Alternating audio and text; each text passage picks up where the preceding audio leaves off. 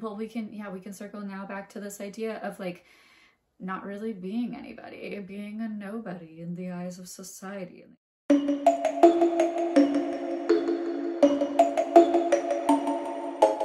Hello and welcome to this video. We've made it to the end of the year and I thought it would be nice to just kind of sit down, have a really chill video. I've got some tea that I'm not going to pick up right now because it's a little bit too hot and it's brewing still, but I've got some tea to the side over here and I thought that I would just have a little bit of an artist reflection video. So yeah, this video is really going to be more for my fellow artists out there because sometimes we just want to like, I was going to say vent. I don't even think it's going to be so much of a venting video. It really is going to be more of just like a wholesome like reflection. By wholesome, I mean creating a whole picture, not like, anyway, okay, moving on. We're gonna have a little bit of a talk here about like things that happened, things that went well, things that I think that I want to improve upon, or you know, what kind of goals, visions, ideas I have for this next year in particular. Without further ado, here we are. Number one. No, we're not gonna do one of those numbering videos. No, I am just gonna kind of free talk, and so it might be a little bit all over the place. Hopefully you enjoyed that kind of content, and if not, then go find something else to watch because life is too short and too precious to be spending it doing things that you don't actually want to do. And that's maybe the summary of everything I want to talk about. No, it's been an interesting year. I left my 9-to-5 earlier this year. I had the plan of just taking what I had and going to New York. And then I had some things come up in my personal life. I had a lot of just, I don't know, I'm tempted to say false promises. This is not gonna be a whole drama tea spilling video, but we'll just sum it up as there were multiple events, both personal and in the more business career aspect, that, you know, I thought were going to potentially lead to something more. That's not how things panned out. That's not how things worked out. You know, I mean, I don't know. I think one really big example for me is that I had been doing a lot of recordings at a recording school. I have an album that's like essentially pretty much written. There's like one song that I need to like go and actually still finish writing the piano part for, and at this point it's been so long that I'm just like too lazy to do it. It's gonna definitely be like a little last minute thing when the album actually starts getting up and going. I had no idea going into it what it was gonna be like, the amount of work that goes into producing an album. Shocker. And especially because I come from the more of like live performance realm of things and everything, you know, I have a little bit of an opera background. I've done a lot of choir throughout my life. Basically, most of my music experience has been live performance. And so I'm realizing now it's been almost 2 years since I first set foot into the studio, which is crazy. And actually, yeah, I think I do want to talk about this for like a minute before I move on to some of the other things, because it really has been a pretty huge focus in my life for the past couple of years, is wanting to put together this album. I have the album artwork literally on my wall behind the camera right now, which I'm not going to show for obvious reasons. I have that I'm holding on to, and that's only part of it. I have layers for the artwork that's going to go on and everything. And, you know, I was going to have a photo shoot, and literally the weekend when I went to go do the photo shoot for the album artwork, I broke my arm. But then on top of all of that, like I straight up, I have not met my musicians. I know I haven't met them, and I'm not into the idea of just going and finding a studio drummer, a studio saxophonist, and just like paying them a bunch of money to just do this project that they're just looking for a paycheck, and like they're not even gonna care about what it is afterwards. No, no, no, no, no, no, no. I want my soul family. I want my team. I want musicians who are gonna like see my vision and who are going to actually create music with me. I want them to be able to write their own parts for some of this stuff. And I really do have the intention of bringing some more live aspects of music back into, you know, a studio setting, in terms of like, at least for this album, I want every instrument to be an instrument that I like to say, like an instrument that breathes, right? So not even necessarily acoustic, it can be electric, but just doing a ton of like little MIDI overdubs and everything is just like, it's not something that I'm totally opposed to. And you know, maybe there will be some sound effects here and there and stuff, but I want the overall experience of the music to really feel like, I don't know, like I really like a lot of music from like the 70s or even the 60s or whatever. Classic rock where it just feels like a concert on an album. Like, there's something so organic about, I think, that era of music. And I think that, you know, nowadays people are just putting it into programs, and now we're even going to have AI coming in, and that's its own whole other thing that I don't even like to think about. And I think that there's benefits, and I think that there are, you know, there's pros and cons with everything. So I'm not here to be like creating teams and choosing sides by any means. Yeah, I think that they're like, for example, I don't like to work with a click track at all. All of the audio engineers who have worked with me know this, and that there's benefits to that. And also, you know, it's been challenging. I don't know all the things to ask for because I'm not an audio engineer, and at the same time I've kind of been my own producer. And one of my audio engineer friends was like, you realize at this point, like, you could be a producer, right? Like you basically have self-produced a ton of your music, even though you're not releasing it now. Like that's what you've done.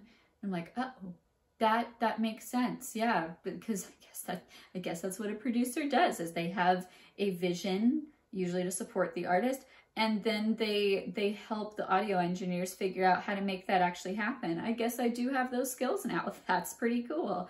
There's a couple of recordings where I'm like, yeah, this was it. This was the final take. And then there's some other stuff where I'm just like, I don't know.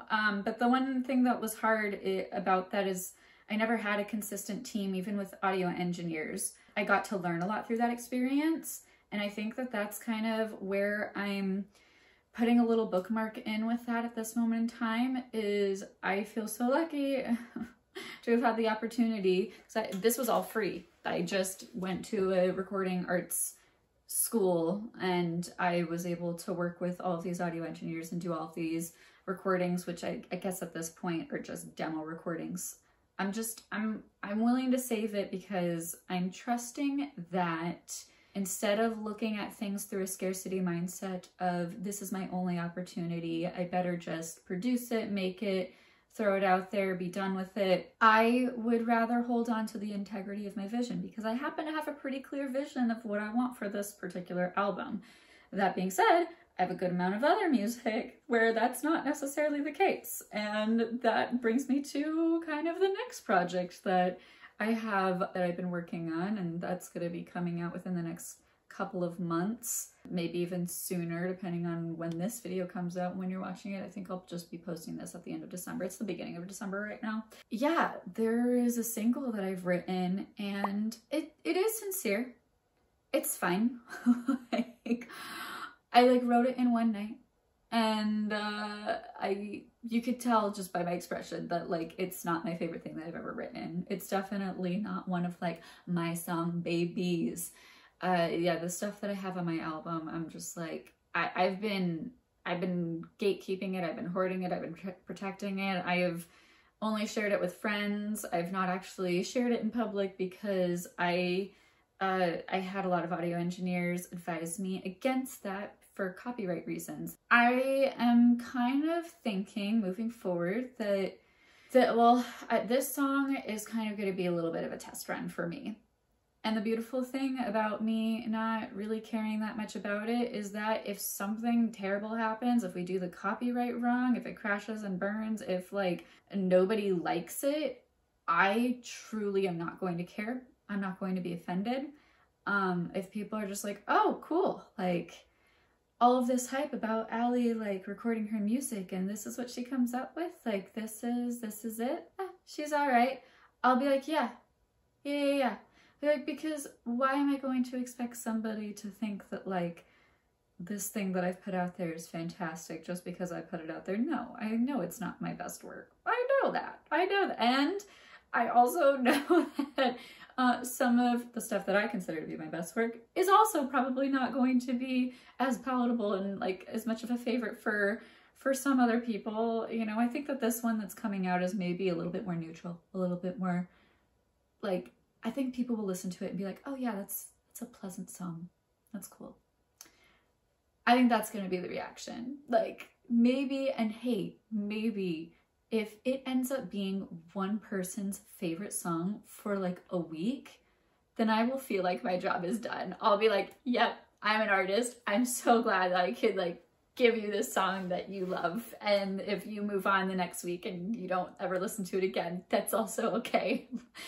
I think there's, again, pros and cons to choosing to set out, you know, the song that isn't like my favorite, isn't my best work. I'm reminding myself before I even do it to like not get discouraged with whatever results do or don't come from it, or to even get too excited if it is well received. Because I don't, you know, I think that's been an interesting thing about, well, we can circle now back to this idea of like not really being anybody, being a nobody in the eyes of society, in the eyes of social media, in the eyes of all of this stuff, right? Like I'm very much getting started with a lot of things. I saw a TikTok the other day and this girl was like, yeah, being an influencer, the cringiest part that nobody talks about is like when you get started and you have to act as if you're already in that space, even though you're not. And the only people who are following you are people from high school and your family. And you're just like, yeah, I'm like, I feel that so much. It has been a weird little bit of a mindset shift in terms of like, oh, if I'm creating content, if I'm doing things, if I'm consistent, it's kind of inevitable that eventually at some point I'm going to have a following of some sorts. And I don't want to, you know, like I feel like some people at this stage in the game would be like, oh, I have to come across as like humble and like I can't like, I never thought this would happen. It's like, really? Because like you're posting consistently. Why, to just listen to yourself? I mean, I do like just listening to myself. I'm gonna be real. Especially when it's my own music. I do listen to my own music. I'm not afraid to admit that. Usually it's more so to try to figure out like, okay, how am I gonna change this? We need to finish writing this part. But I mean, I also do enjoy just like enjoying my work, appreciating my work. Yeah, so there's that. I don't bring this up to talk about it so much on that level, as much as I do want to just kind of talk about and reflect on how much it's kind of like changed my perspective of social media in general, made me really take a lot of time to really analyze and like get to know myself in a way that I didn't before. There's so many layers. Like I, you know, again, feel like I could go on trying to list all of this and I still feel like it's not actually gonna fully compute or make sense in my brain because I think I'm still very much in process. So bear with me here. But I've had a lot of like fears of needing to come across as authentic. But then I've had also the fear of like, oh, but don't post if you're too emotional, don't record if you're too emotional. You know, while that can be great for people who want to be able to relate to your content, you also don't want to get into the pitfalls of like being emotionally exploitative towards yourself. I've had a lot of really great ways of being able to protect myself, which has been really cool to see. And, you know, it's something that I don't think I really expected. Like, like pat on the back. I've done a lot better than I thought I would. A good example would be that I ended up posting a YouTube short. It was the most views I've ever had on anything, which at this point in time was like 3.7K views that I got all within a week. And it was because I made a mushroom lamp, and like mushrooms are pretty trendy. I happened to make it for a friend who just likes that kind of decor. And so I was already going to be making it anyway as a gift. And so since I was going to do that and I figured people were going to like it, I decided to just make a short because it was very little effort for her on my part. And it was really well received. I feel like the common thread for a lot of people in that moment would be, okay, now that I've gotten all these views, and like, I will admit to the dopamine hit that comes from like social media is a drug. Getting those likes is a drug, okay? Like, like you have to be really real about that in order to be able to maintain a healthy perspective, in my opinion. It would have been really easy for me to be like, oh my gosh, this is the thing that got me views. Let me find the next thing that's gonna get me views. Let me find the next, no. In fact, actually, like, other than I think maybe one other video, which was long form content, I think at that point, I didn't post anything for pretty much all of November because I was focused on burlesque. I was focused on my live performances. I was focused on doing an opera recital, which maybe I'll talk about that as well. Like, I was focused on other things, and I'm glad that it was, you know, a video that was well received. But I definitely want to keep myself in check from falling into that, like I said, that pitfall of thinking just because something's going to do well, just because something's going to be popular, like that's the reason that I'm going to post that. No. I want to have a lot more integrity.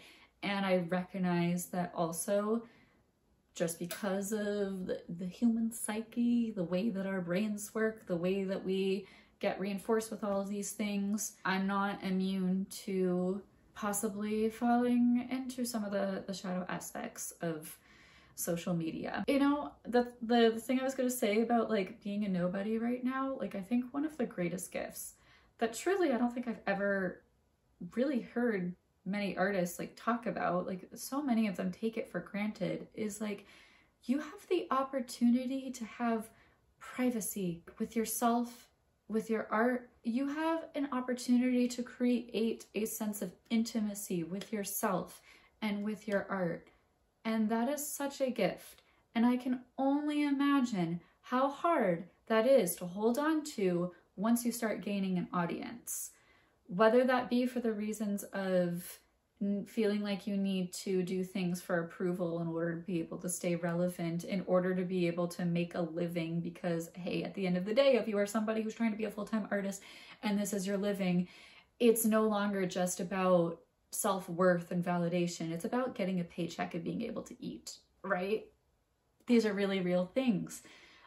It is about like, how do you survive in social aspects, you know, like you want to be able to have really amazing opportunities, you know, and then that has kind of sent me through its own little rabbit hole of like, yeah, okay, but like think about how many artists have had like just didn't get recognized during their time or whatever. And it's this interesting loop of like, what do I value? Really, what do I value as an artist? What is the reason that I make art? What is my why? What do I want to share? And like, how do I want to share it? And you know, one of the reasons that I decided to name this channel what it is, Jack of all trades, master of art, is because I wanted to give myself permission to have a little bit more flexibility than the average artist. I say than the average artist. I think that a lot of artists, honestly, these days, like especially on social media, I see so many people who are not pigeonholing themselves. I think it's a really beautiful thing that everyone's like, yeah, actually, I'm gonna try this hobby and this hobby and this hobby. So actually, in that sense, I don't think I really am not any more unique than anyone else out there, I guess. I'm gonna finally have a little sip of my tea. I have, it's hibiscus, lemongrass, a little bit of elderberry, and rosehip, all for immunity, because, you know, it's the season. Oh my gosh. Ooh. With the lemongrass, makes it a little bit sour.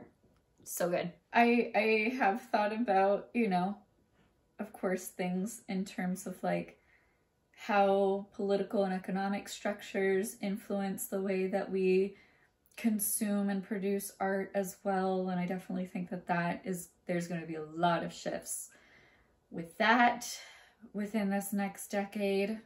That's my opinion anyway. Just thinking about the fact that, like, again, going back to the idea of trying to find the thing that's going to be popular in order to be able to post, I feel like is such a, like, how do I put this tactfully?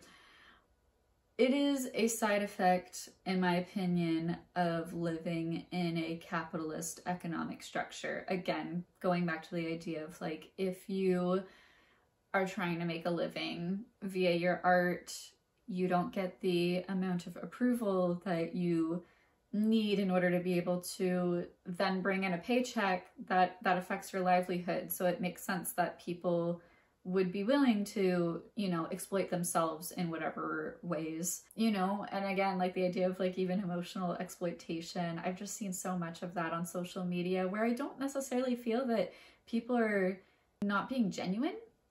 I think it does come from a genuine place when they're kind of like filming a breakdown and stuff. And I mean, there are so many cases where it's like, what a gift to be able to witness that as like another human being, because thinking about like media before social media being so curated to the point where like we don't even know what's real because everything has just been fabricated by people who, you know, aren't even, you know, others who we don't even feel like are people who like well represent us as individuals, whatever that means. That can, again, apply to so many different contexts. And I can imagine that having a little bit of a shadow aspect of like feeling like you owe people certain parts of your life.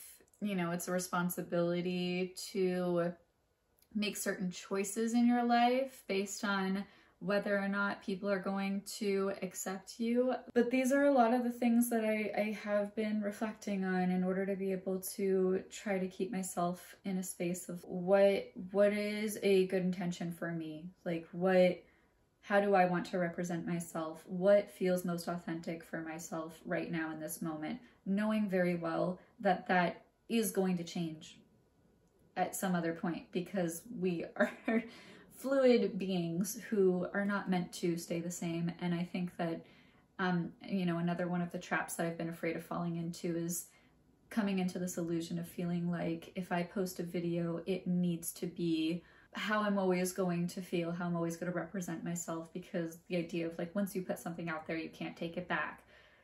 And I really have been trying to let go of that. I've really been trying to let myself be a little bit more fluid.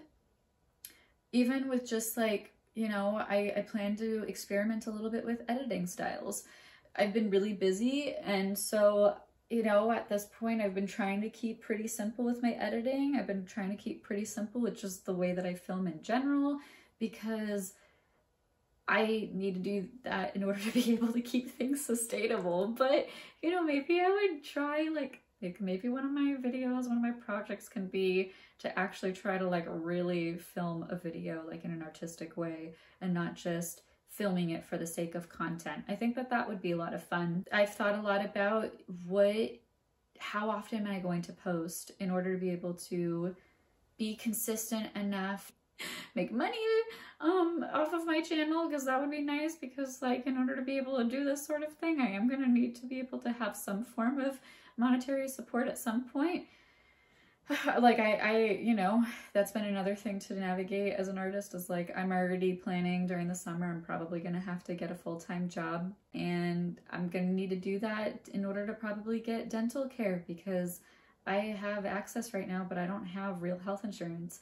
That's a very real thing to deal with, and I'm really not making a lot of money, and I'm trying to save some money in case I have to worry about stuff with taxes and everything. This is gonna be like the first time like being a little bit more self-employed and having to deal with taxes in that way. What else? I'm like, there's so many things. Of course, I definitely want to talk about burlesque, but I figured kind of trying to think a little bit more chronologically.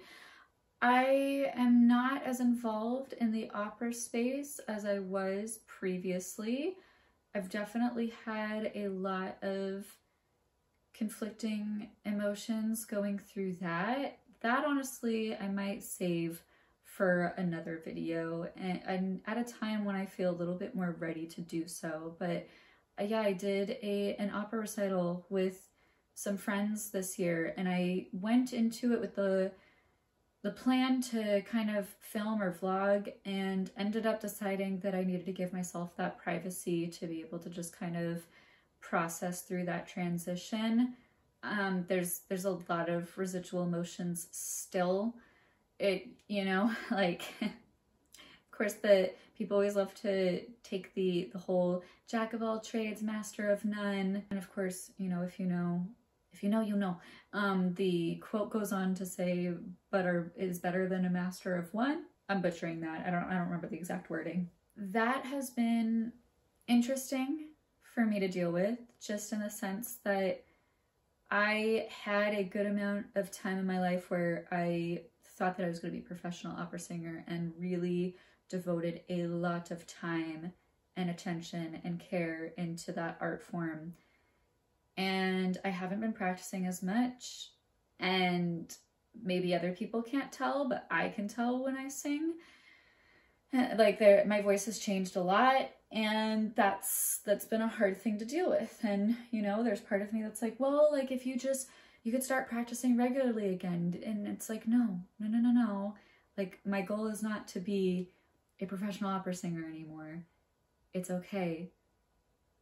You're not a bad singer. Like, just because you can see like how much better it can be, like, that's been a hard thing for me to deal with. Is I have made the conscious choice of, oh, I don't want to feel pigeonholed. I do want to experience multiple forms of media.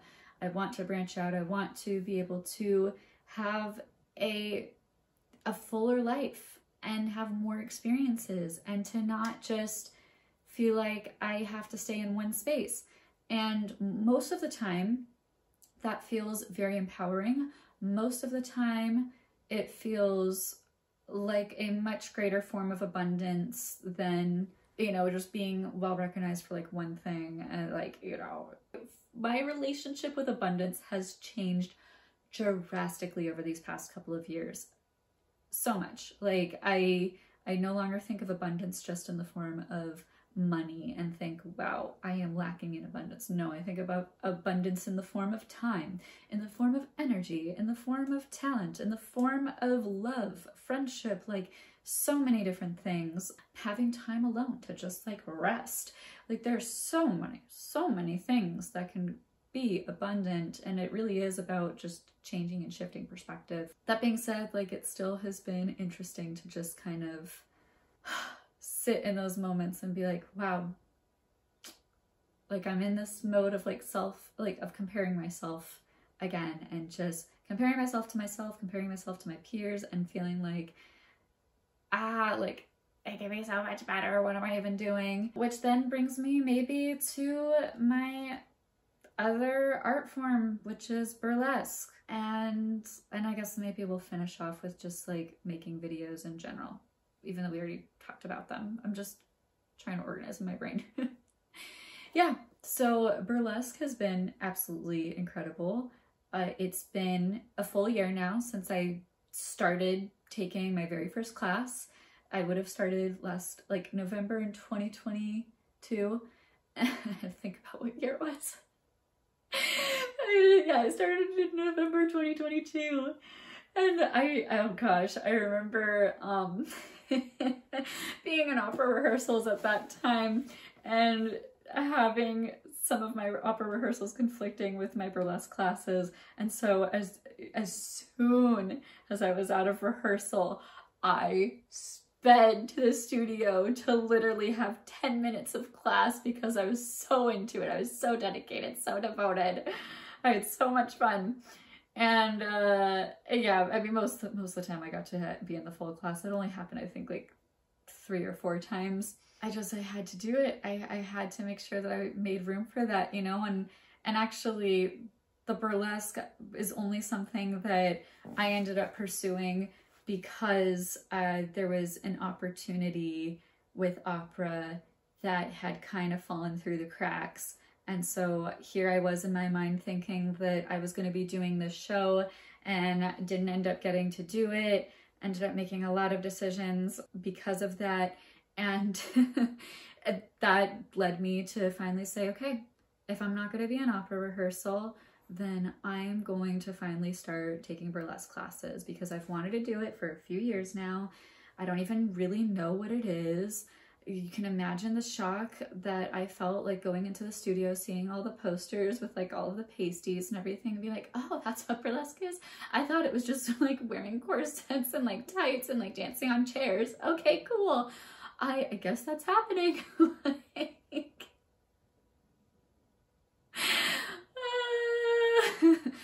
I've never told anybody that out loud before. That's funny. Yeah, so yeah, full transparency, I didn't really know what it was. I just had watched the movie Cabaret and was like, that looks like fun, let's do that. And you know, one of the really beautiful gifts, one of the beautiful moments from being able to walk into this art form is just being a beginner again. Can I just say that? Like, there is something so refreshing about being a beginner because, you know, in contrast, like I was just talking about with like being an opera singer, I went through this whole thing of like, oh my gosh, like I have all these expectations of myself and people are gonna have these expectations of me. And when you get higher up, you're just used to being in kind of these cliquey spaces where things get it's catty and there's a lot of drama and everybody's comparing everyone to everyone. And then you get another level up, and I will say that like working in a professional setting was way better than a lot of the stuff that I went through in college. But again, that's for another video. It's rough. It's rough. I have a friend who maybe I'm gonna have to invite on for a video at some point because she's also a burlesque dancer and an opera singer, and I feel like she and I could maybe navigate that conversation together and figure that out.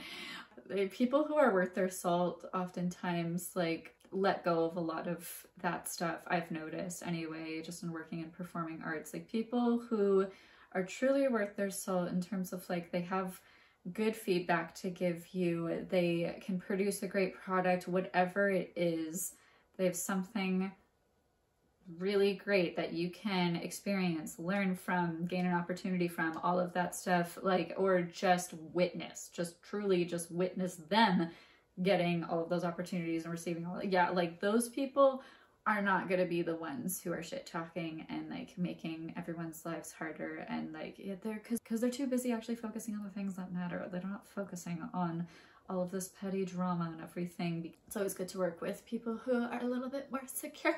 We all have our moments of being insecure, but I guess the people who are able to healthily navigate their insecurities is probably a better way to put it, because yeah, we all have our insecurities. It's just how are you going to captain your own ship, if you know what I mean.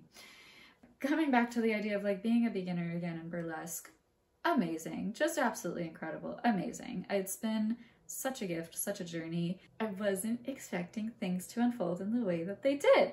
It was really cool because the classes are very much just set up in a great way in terms of like, you do the intro and then you do like the moves, and then there's a class that's specific just for learning how to work with props, and then there's the advanced level of both of those classes. And then, you know, you kind of have gone through all the classes, and then the next one is like choreo. And I signed up and didn't really realize when I had done that was specifically the one to get on stage. And I was like, oh, this is a pleasant surprise. Okay, cool. I guess I'm going to be performing soon. I didn't get to do my first performance because I had broken my arm. Again, crazy. So again, that was another one of those things of just like, oh wow, like my broken arm then took away the album like photo shoot opportunity at that moment. And I say opportunity like as if like it's gone forever. I could reach out to my friend photographer again.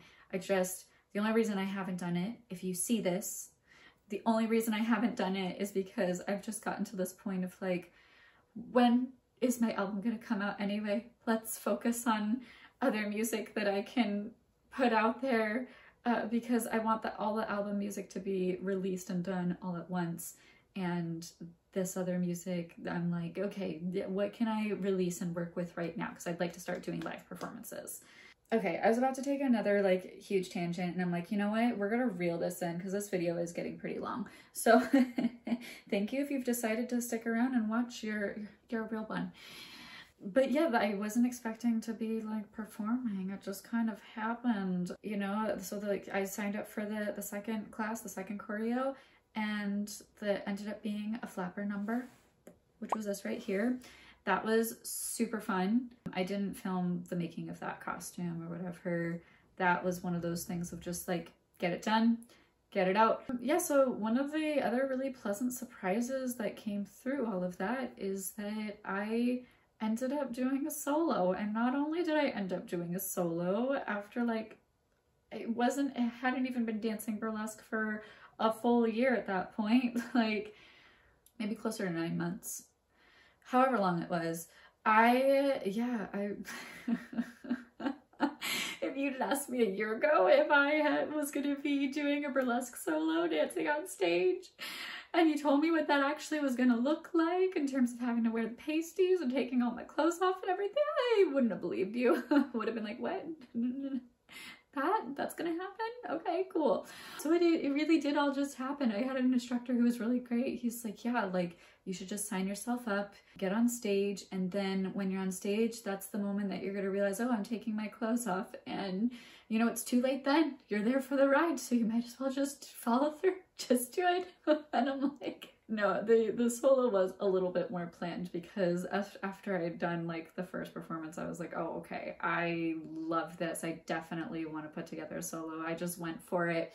But I got to add the singing component, and that was really empowering, because I was in a space where like most people are just doing the dancing. And so it was kind of my shtick, my thing, my little signature. It's like, oh my gosh, how cool is this? Like, I'm the resident singer performer. This is cool. And I mean, that's not to say, I think I know of at least 2 other dancers who sing as well, who I very much think will eventually do some stuff with singing as well. That would be really cool, really exciting, especially if we do end up doing some duets. One of them I had planned to do duets with and stuff like that, but it just never actually completely came through.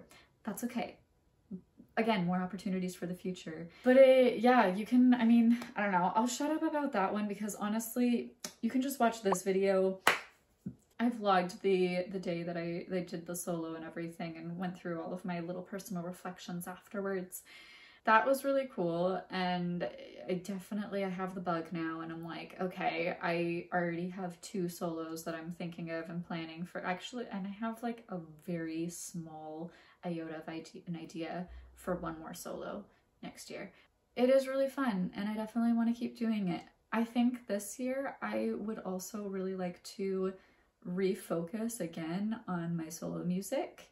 I think that has a certain layer of expression and just authenticity of myself as a human being that I mean, it's music that I wrote, right? It's stuff that I literally created. There is nothing like that moment when I am the only person in the world who has heard that song, and then I end up sharing it with other people. I share it with friends and stuff like that. But I'm really excited. Like, I really do want to share a lot of stuff. I have so much stuff. A lot of stuff that still needs to be finished. A lot of stuff that still needs to be polished. You know, I'm not totally ready, but I'm ready. I know that the album, I really do want to kind of keep in a vault for this moment in time. Like, I just have this intention of really releasing it all at once. But there's no reason that I can't at least start doing small backyard performances and stuff, and hopefully get a live copyright on some of that music is my idea. I don't know what that's going to look like. You know, I do want to protect myself as an artist, but I also, if I don't have, you know, create some of those opportunities, I don't know how I'm going to eventually find the musicians that I need in order to be able to do the bigger projects like the album. Those are just some of the things that I want to work on this next year. I'm happy that I finally got into making videos again.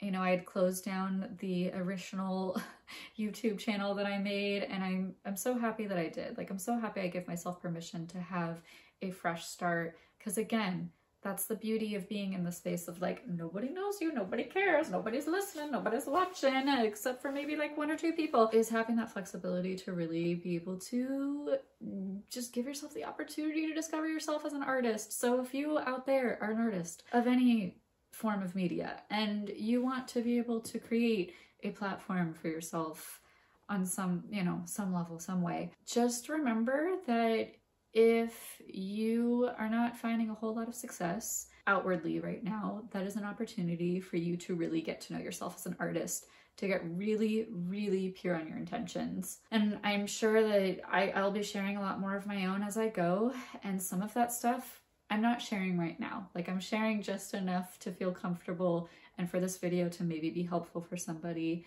and I'm holding a good amount to myself to still give myself the opportunity to process and evaluate and slow down and really see where I want to take things. I hope that you've enjoyed this very long, just all over the place reflection. And yeah, I'm excited to see what kinds of things are coming next. I have so many ideas and it's gonna be good. There's gonna be good stuff.